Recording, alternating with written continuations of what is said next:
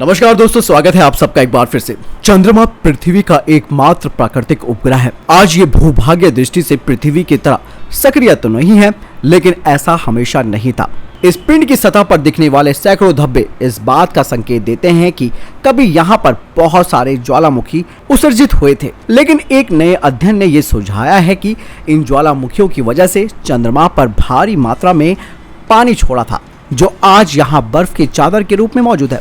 वैज्ञानिक इस खोज से काफी उत्साहित है, क्योंकि इससे भविष्य में मानव अभियानों की कई सारी समस्याएं सुलझ सकती हैं।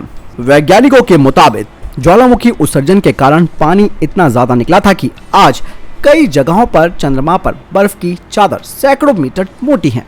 अध्ययन के शोधकर्ताओं ने कंप्यूटर सिमुलेशन के जरिए चंद्रमा के उन हालातों का फिर से निर्माण किया जो पृथ्वी पर जीवन के विकसित होने से पहले थे। उन्होंने पाया कि पुरातन ज्वालामुखियों ने भारी मात्रा में भाप निकाली, जो चंद्रमा की सतह पर गिरी और अंततः बर्फ के रूप में जमा हो गई। शोधकर्ताओं का कहना है कि अगर उस दौर में इंसान होते तो चंद्रमा की सतह पर दिन और रात के बीच की सीमा पर एक चांदी की चमचमाती रेखा को देख पाते। और इस रिसर्च ने यानी कि शोध ने इस धारणा को मजबूत बनाने का काम किया है कि चंद्रमा पर जितना पानी होने का अनुमान हमारे वैज्ञानिक लगा रहे थे, वो उससे कहीं ज्यादा मात्रा में है। इससे पहले भी साल 2020 में एक अध्ययन के आकलन के अनुसार चंद्रमा की सतह का 15,000 वर्ग किलोमीटर का हिस्सा बर्फ को सहेजने में सक्षम है। उस अध्ययन में इस क्षेत्र का अधिकांश हिस्सा दक्षिण और उत्तरी ध्रुव के पास बताया गया था। वहीं प्राकृतिक रूप से ज्वालामुखी भी पानी का समृद्ध स्रोत हो सकता है। 2 से 4 अरब साल पहले हजारों ज्वालामुखी चंद्रमा की सतह पर फूटे, जिससे लावा की बड़ी नदियां और झीलें बन गई थी। और हालिया जो रिसर्च है वो बताती है कि ज्वालामुखियों से शायद बहुत विशाल बादल निकले होंगे, जो कार्बन मोनोऑक्साइड और पानी के वाष्प के बने होंगे।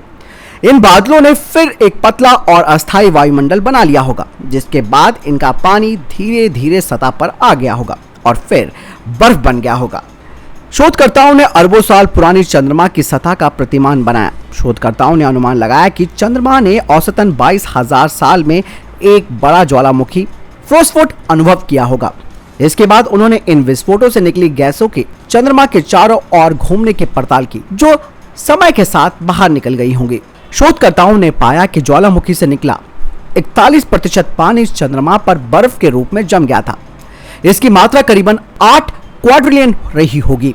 भविष्य में मानव अभियानों में चंद्रयात्री इस पानी के संसाधन का उपयोग कर सकते हैं, लेकिन इन भंडारों को खोजना आसान काम नहीं है। अधिकांश पानी ध्रुवों पर चला गया होगा या फिर चंद्रमा की धूल के नीचे जम गया होगा, यानी कि एक बहुत बड़ी उपलब्धि। हालांकि दोस्तों, इसरो पहले ही बता चुका था कि चांद पर पानी है, लेकिन अब इस बात की पुष्टि हो गई है। लेकिन चांद पर पानी खोजना इतना आसान काम भी नहीं होगा, लेकिन अगर ये काम सफल हो जाता है तो आने वाले समय में जो हमारे अंतरिक्ष यात्री है उनकी कई तरीके की समस्याएं सुलझ जाएंगी। आपको क्या लगता है मुझे कमेंट सेक्शन में लिखकर जरूर बताएं। मिलता हूं नई वीडियो के साथ। नमस्कार।